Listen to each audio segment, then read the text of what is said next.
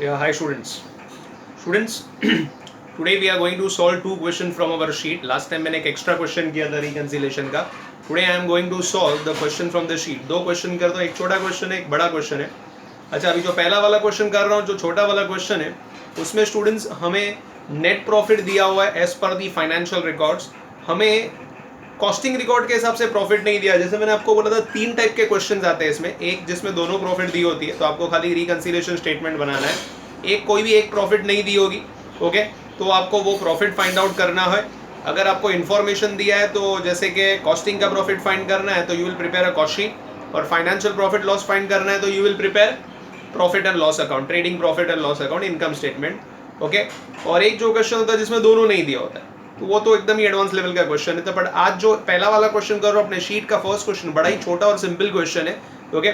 उसमें financial profit दिया है, कॉस्टिंग प्रॉफिट नहीं दिया है, बट कॉस्टिंग प्रॉफिट फाइंड करने के लिए डिटेल्स भी नहीं दिया है. तो you can't prepare a cost sheet also in this question, क्योंकि फुल फ्लेज डिटेल्स नहीं दिया हुआ है स्टूडेंट्स. तो फिर क्या करना है, तो सीधा रिकंसिलिएशन स्टेटमेंट बनाएंगे और रिवर्स जाके फाइंड करेंगे. जैसे मैंने आपको बोला, अगर मेरा वो फॉर्मूला आपको यूज करना है, तो आप हमेशा कॉस्टिंग के प्रॉफिट से शुरू करोगे और फाइनेंशियल का प्रॉफिट आपका आंसर लास्ट में रहेगा. बट यहाँ पर फाइनेंशियल का आंसर दिया है, तो अपने रिवर्स जाके कॉस्टिंग का प्रॉफिट फाइंड करेंगे. अभी कॉलेज में टीचर क्या करती है, कभी कभी रिवर्स कर देती है, बट रिवर्स करोगे तो फिर साइन में गड़बड़ हो जाएगी, फिर आपको और एक साइन याद रखनी पड़ेगी. इससे बेटर है एक ही साइन याद रखो एंड यूनिफॉर्म फॉर्मेट फॉलो करो. Will always start with costing का profit and final answer will be financial का प्रॉफिट. तो अगर इतनी चीज आप ध्यान में रख दोगे तो फिर वो प्रॉब्लम ही नहीं होगी. Is that clear? So I am reading the question sheet के पहले क्वेश्चन पर आ जाओ स्टूडेंट्स. देखिए क्या दिया हुआ है. From the following information you are required to prepare a statement reconciling the result of cost book. यानी कॉस्टिंग प्रॉफिट आपको फाइंड करना है. नेट प्रॉफिट आपको दिया है as per the financial books. Works overhead under recovered in the cost book, okay. Depreciation charge in financial book, depreciation charge in cost book. Obsolescence, okay, मतलब scrap. Loss charge outdated, मतलब obsolescence loss charge in financial book only. Income tax provided in financial book only. Interest received but not recorded in cost book. Bank interest debited in financial book. तो इतनी information दी है, तो यानी आप देखो यहाँ पर इन्फॉर्मेशन भी मतलब इतनी सफिशिएंट नहीं कि कॉस्ट शीट बना सके. हाँ, इन्फॉर्मेशन दिया होता है कि एडमिन ओवरहेड्स इतना है, सेलिंग ओवरहेड्स इतना है, डायरेक्ट मटेरियल इतना है, डायरेक्ट वेजेस इतना है, तो कॉस्ट शीट बनाते थे, तो कॉस्टिंग का प्रॉफिट वहां से निकाल देते.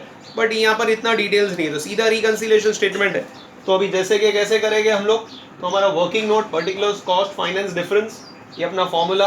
एक्चुअल मतलब फाइनेंशियल एक्सपेंस, ओके. तो increase in financial expense, decrease in profit, less decrease in financial expense, increase in profit, inverse relationship. और यहाँ डायरेक्ट रिलेशनशिप है, increase in income, increase in profit, decrease in income, decrease in profit. Accordingly plus minus का sign देंगे. Statement जो दिया हुआ है students, वो स्टेटमेंट आप बनाओगे पर्टिकुलर्स, अमाउंट, ठीक है. सो वो उसका फॉर्मेट रहेगा. सो फटाफट पहले वर्किंग नोट का फॉर्मेट रेडी कर दो and let us begin with the question. Students start करते हैं क्वेश्चन. देखिए क्या दिया हुआ है. तो सबसे पहले वर्किंग नोट का अगर फॉर्मेट रेडी है स्टूडेंट्स, तो स्टार्ट करें.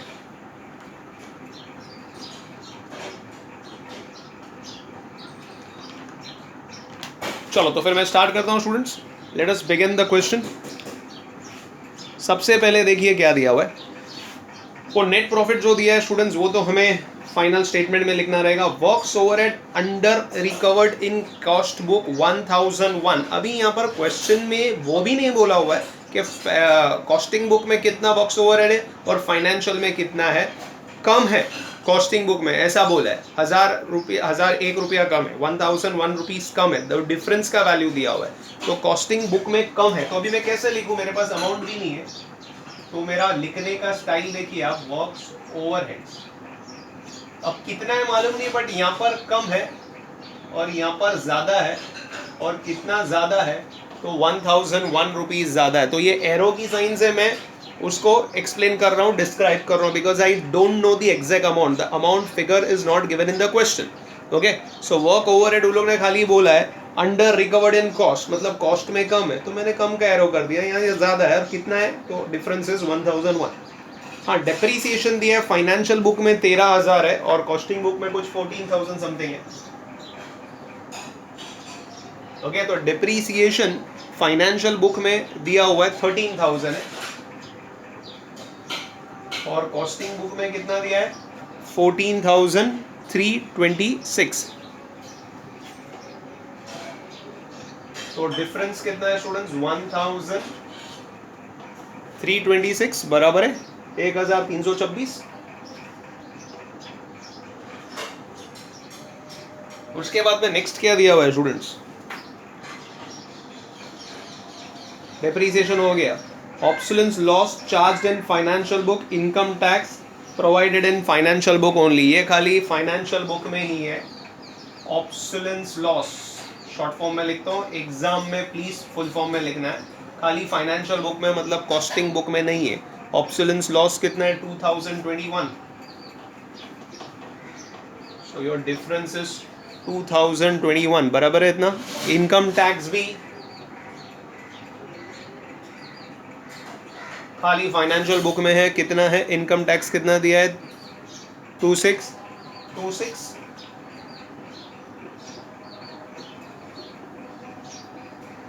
इनकम टैक्स 2626 उसके बाद में नेक्स्ट क्या दिया हुआ है स्टूडेंट्स इनकम टैक्स के बाद में next is interest received but not recorded in cost book वापस से इंटरेस्ट रिसीव सबसे पहली बात तो ये इनकम है तो ब्रैकेट में लिख दो ताकि साइन समझ पड़े कॉस्टिंग बुक में रिकॉर्ड नहीं किया खाली फाइनेंशियल बुक में रिकॉर्ड किया है कितना अमाउंट है स्टूडेंट्स इसका 3031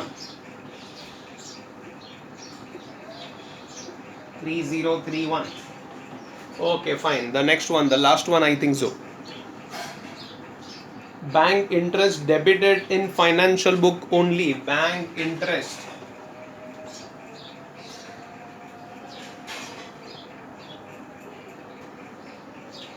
फाइनेंशियल बुक ओनली बैंक ने इंटरेस्ट चार्ज किया हमारे करंट अकाउंट में डेबिट बोला है students as you know debit all expenses and losses है इंटरेस्ट रिसीव्ड नहीं है ओके बैंक चार्ज भी बोला है मेरे ख्याल से उधर bank interest debited debit all expenses and losses so it's an expense और फाइनेंशियल बुक में ही है खाली 292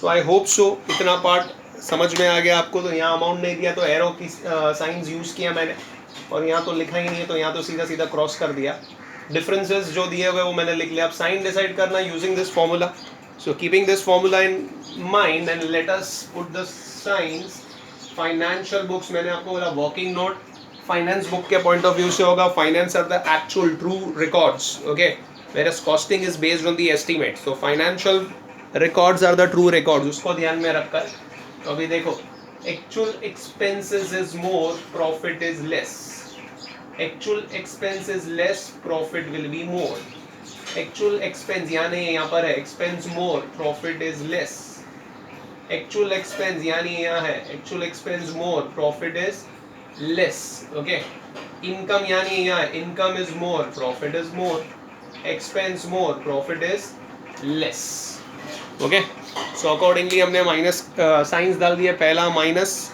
then plus then 2 minus then plus and minus okay so actual के इंफॉर्मेशन के हिसाब से करते हैं यहाँ पर इनकम है यहाँ नहीं है तो इनकम मोर प्रॉफिट मोर डायरेक्ट रिलेशनशिप है और एक्सपेंस में इनवर्स रिलेशनशिप है आई होप सो साइंस आपको समझ में आ गई सो हेडिंग दे दो एक reconciliation statement of a company बाकी कुछ डिटेल्स नहीं दिया है reconciliation statement of a company and let us start the question as I told you we will always start with the costing profit only don't change your format information भले कैसे भी देंगे format वैसे ही रखेंगे so profit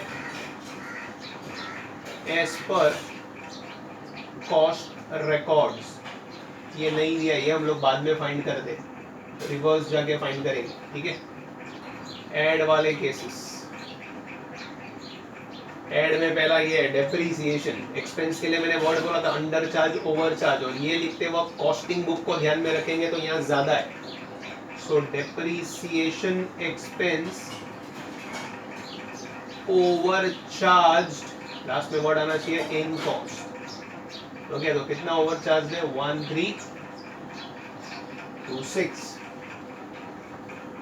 और कौन सा add वाला ये ऐड वाला है बस दो ही ऐड वाले मेरे ख्याल से बराबर है तो क्या आएगा इधर interest receive not recorded in cost.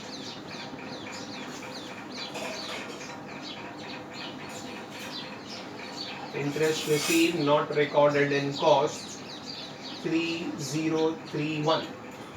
Okay और कोई प्लस वाला केस है? आई डोंट थिंक सो और कोई प्लस वाला केस है, खाली 2 ही प्लस वाले केस है, बराबर है, बाकी 4 माइनस वाले केस है। और मैं टोटल तो कर नहीं सकता हूँ क्योंकि मेरे पास ऊपर का आंसर नहीं है, तो मैं जब रिवर्स जाऊँगा जब करेंगे टोटल की जगह खाली छोड़ देते। अब लेस वाले केसेस ले ले हम, तो लेस में कौन सा है? ये सबसे पहले ओवरहेड्स के लिए मैंने वर्ड बोला था अंडर एब्जॉर्ब्ड ओवर एब्जॉर्ब्ड, तो इधर कम है, तो वर्क्स, अभी शॉर्ट फॉर्म चलेगा, एग्जाम में please full form, works overheads under absorbed in cost, last में इन कॉस्ट, ओके 1001 इधर कॉलम में लिख के टोटल करके फिर माइनस करेंगे, ठीक है। अच्छा अभी ये तीनों के लिए आप एक कंबाइन वर्डिंग डाल सकते हैं बिकॉज तीनों का सेम ही है, ये 1 2 और ये 3 माइनस वाले, तीनों कॉस्टिंग बुक में नहीं है, खाली फाइनेंशियल बुक में, ओके। तो मैं इधर लिख देता हूँ expenses not recorded in cost. कौन से तो जो ब्रैकेट में ले लेता हूँ 2021 प्लस 26 प्लस 292, तो ये सबके लिए एक ही कॉमन वर्डिंग यूज कर दिया बिकॉज कुछ है नहीं स्टूडेंट्स। तो 2021 2626 और कितना है 292 4939, तो कुछ है ही नहीं स्टूडेंट्स डिटेल्स, ओके। तो सबका कॉमन वर्डिंग है, तो साथ में लिए आपको अलग अलग लिखना तो अलग अलग भी लिखो बिकॉज सब में वैसा ही है ना, यहाँ पर नहीं लिखा यहाँ पर लिखा, और सब खर्चे ही है, income tax, obsolescence loss, bank interest, तो एक ही कॉमन ले लिया, expenses not recorded in cost, तीनों को टोटल कर दिया। अब इसको इसमें ऐड कर दे, सो टोटल कितना माइनस करना है आपको 5940, और ये माइनस करने के बाद आपको आंसर आता है profit as per financial records, I think so वो क्वेश्चन में दिया है अपने को, profit as per financial records कितना दिया है क्वेश्चन में, आंसर दिया था हमको पहले लाइन पे 51,052 ना, ये आंसर दिया हुआ 51,052। जैसे मैंने आपको बोला हम लोग रिवर्स जाके सॉल्व करेंगे, और as we know reverse cost sheet किया है आपने, रिवर्स जाओगे तो मालूम है ना साइन भी रिवर्स हो जाएगी, ओके। सो 51,052 प्लस करेंगे 5940, सो टोटल मिलेगा 56,992। 56,992, अभी उल्टा जाओगे तो वो प्लस है तो उसको माइनस करेंगे, -3031 -1326, तो आपको कॉस्टिंग का प्रॉफिट मिल जाएगा 52,635। 52,635 52,635। आई होप सो आपको समझ में आ गया। तो कॉस्टिंग का प्रॉफिट हमें मिल गया स्टूडेंट्स 52,635। तो मैंने देखो फॉर्मेट चेंज नहीं किया, क्योंकि अगर फॉर्मेट आप फाइनेंशियल प्रॉफिट से कॉलेज में टीचर का फाइनेंशियल से करके फिर कॉस्टिंग निकालेंगी तो फिर ये फॉर्मूला चेंज हो जाएगा, तो वापस एक नया फॉर्मूला फिर याद रखना पड़ेगा इसका अपोजिट वाला, फिर वो कंफ्यूजन होगा। इससे बेटर है हमेशा ऐसे ही जाने का। नहीं दिया तो ठीक है ना, रिवर्स सॉल्व करेंगे, आंसर वही चाहिए ना हमको, कॉस्टिंग का प्रॉफिट ऐसा पकड़ो या ऐसा पकड़ो, you get the answer. I hope so आपको समझ में आया। तो रिवर्स जाओगे तो साइन रिवर्स हो जाएगी, जो प्लस है वो माइनस और जो माइनस है वो plus. So that was first question, a very simple one. Now come to question number 2. वो थोड़ा लेंदी क्वेश्चन है, पर वहाँ पर दोनों प्रॉफिट दिया हुआ है, स्टेटमेंट ही बनाना है वहाँ पर भी, ओके। तो वहाँ पर काउंटर चेक भी हम लोग कर पाएंगे क्योंकि ऑलरेडी क्वेश्चन में ही हमारा आंसर दिया होगा, दोनों प्रॉफिट क्वेश्चन में दिए होंगे। तो let's come to question number 2। फटाफट स्टूडेंट्स मैं रीड करता हूँ and let us solve that question. अच्छा, अभी क्वेश्चन नंबर जो 2 है ना स्टूडेंट्स, उसमें थोड़ा सा टाइपिंग एरर हुआ है, शायद से एक आध चीज़ टाइप नहीं हुई है और बराबर नहीं आया, तो मैं फटाफट पहले रीड कर लेता हूँ। देखो क्या दिया हुआ है। Following is the profit and loss account of Messrs Anubhav Manufacturing Company for the year ending 31st December 2013 है वो, उधर एक जरा ध्यान रखना, हो गलती से उधर 15 लिखा शायद से। आपको ट्रेडिंग P&L अकाउंट दिया है, ओपनिंग स्टॉक दिया हुआ है, raw material WIP finish goods का परचेज दिया है, फैक्ट्री वेजेस दिया है, इलेक्ट्रिसिटी चार्जेस दिया है, फैक्ट्री ओवरहेड्स दिया हुआ है, सेल्स दिया हुआ है, क्लोजिंग स्टॉक दिया हुआ है ये तरफ, ओके। ग्रॉस प्रॉफिट तो खाली डिफरेंस है, एडमिन एक्सपेंस दिया है, selling and distribution expense, bad debt, credit side पे मिसलेनियस इनकम दिया है, net profit as per financial records दिया है 2,70,000, वो अपना फाइनल आंसर आना चाहिए। हाँ अभी एक लाइन इधर टाइप नहीं हुई, वो आप लिख लो, मैं बोलता हूँ प्लीज लिख लो, उधर टाइप नहीं हुई है। The cost account showed a profit of 2,81,750। The cost account showed a profit of 2,81,750, उधर लिखा नहीं है, प्लीज आप लिख लो 2,81,750। On scrutiny the costing profit and loss it was found, फिर बराबर लिखा हुआ है। Opening stock and closing stock दिया है, ओपनिंग है फाइनेंशियल का raw material WIP finish goods 80, 40, 60,000 और क्लोजिंग स्टॉक है 70, 44 and 20,000। They charge administrative expense 18,000 and selling and distribution expense 1,27,000। ये सब आपको कॉस्टिंग का डिटेल्स दिया है। They had charge depreciation 25% on WDV written down value on its plant which was purchase, date गलत है वापस से, 1 जुलाई 2010, 1 जुलाई 2010, बाकी बराबर है, for 80,000। In financial account, however, depreciation provided on straight line method and the same was included in factory overheads of 90,000. Prepare a statement reconciling the difference in the profit disclosed by the two records. तो दो date गलत है और वो एक costing का profit नहीं दिया था, तो वो मैंने बोल दिया, प्लीज आई होप सो आपने उसको लिख लिया और वो चेंजेस कर दिया डेट की। तो यहाँ पर आप देखो तो आपको कॉस्टिंग का प्रॉफिट दिया 281,750 और फाइनेंशियल का दिया 270, तो why there is a difference, तो उसके लिए हम लोग वो स्टेटमेंट बनाएंगे। तो सेम फॉर्मेट बनाओ, सेम रूलिंग करो, ओके, एक वर्किंग नोट बनाएंगे और स्टेटमेंट बनाएंगे। सो फटाफट उतना फॉर्मेट बना दो and let's begin with the question students.